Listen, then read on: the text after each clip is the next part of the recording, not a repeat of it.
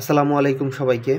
HSC 25 batch আজকে এখন থেকে শুরু করে তোমাদের পরীক্ষার 15 থেকে 16 দিনের মতো সময় আছে।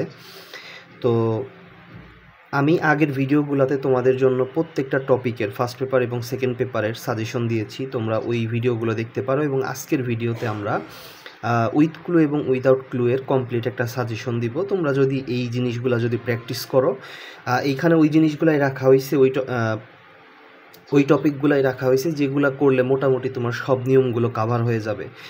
তো 10টার মতো রাখা হয়েছে, তোমরা এইগুলো ভালো মতো প্র্যাকটিস করবা। এবং দেখো, উইদাউট ক্লুতে 10টা মার্ক, ফার্স্ট পেপারে ইংরেজি ফার্স্ট পেপারে উইদাউট ক্লুতে 10 মার্কস, অর্থাৎ 10টা যদি তুমি কারেক্ট করতে পারো এখানে তুমি 10 মার্ক পাবা। মানে কতটা ইম্পর্টেন্ট তুমি বুঝতেই পারতেছো, ডিফারেন্স কিন্তু এইখানেই হয়ে যাবে।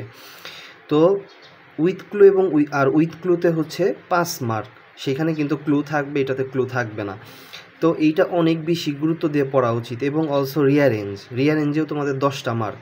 তো রিয়ারেঞ্জে অনেকেই ভুল করে, রিয়ারেঞ্জের সাজেশনও আমি সামনে দিব।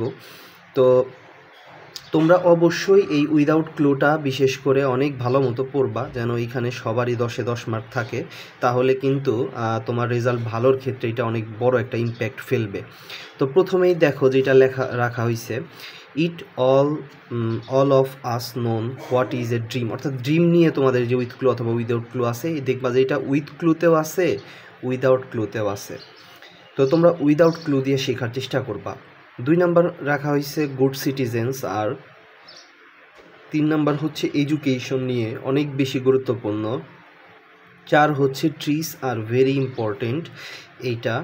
5 নাম্বার হচ্ছে বাংলাদেশ ইজ ল্যান্ড অফ, এইটা রাখা হয়েছে। 6 নাম্বার হচ্ছে our liberation war is the, এইটাও অনেক গুরুত্বপূর্ণ, 6 নাম্বারটা মোস্ট ইম্পর্টেন্ট। 7 হচ্ছে if you want to know dash education, 7 হচ্ছে এটা 7। 8 হচ্ছে sincerity is the best way. 9 হচ্ছে in recent years there have been, মানে এটা তোমাদের নিয়ে আর্থকুয়েক নিয়ে, ভূমিকম্প নিয়ে একটা, এটা অনেক গুরুত্বপূর্ণ। 10 নাম্বার হচ্ছে in our country women are the worst সাফারার্স। তো এই হচ্ছে 10টা, এইগুলা তোমরা অবশ্যই অনেক ভালো মতো করবা। এবং এর বাইরে তোমরা যদি বোর্ড কোশ্চেনগুলো অ্যানালাইসিস করো, সেইখানে বিগত 24, 23, 22 এবং 17, 16, 17 এর মধ্যে যা আছে তুমি যদি প্র্যাকটিস করতে পারো, তুমি শিওর থাকতে পারো এখান থেকে 100% কমন থাকবে, হুবহু কমন থাকবে। হুবহু কমন না থাকলেও তোমার স্কিল এমন পর্যায়ে যাবে যে আননোন জিনিসগুলোও তুমি সলভ করার মতো তোমার অ্যাবিলিটি হয়ে যাবে। তো আমার সাজেশন থাকবে এই 10টা পড়ার পাশাপাশি তোমরা অন্যান্যগুলো অবশ্যই একবার একটু দেখে যাবা, এটা অনেক কাজে দিবে। ওইখান থেকেও তোমাদের কমন থাকতে পারে। আর এই 10টা অবশ্যই খুব ভালো মতো পড়বা এবং বাংলা বুঝে বুঝে করার চেষ্টা করবা। এগুলো পারার জন্য আমার যে অনেক বেশি গ্রামাটিক্যাল নিয়ম জানা দরকার এমন কিচ্ছু না। তুমি যদি বাংলা করতে পারো, সেন্টেন্সের মানে যদি বুঝতে পারো, কী বলছে যদি বুঝতে পারো, তোমার ভোকাবুলারি যদি ভালো হয়, এইটাতে অনেক বেশি ভালো করা সম্ভব, 10এ 10 পাওয়া সম্ভব।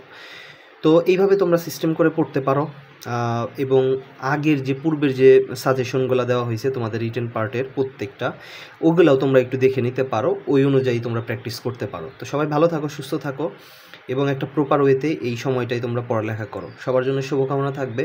সবাই ভালো থাকো, সুস্থ থাকো। আসসালামু আলাইকুম।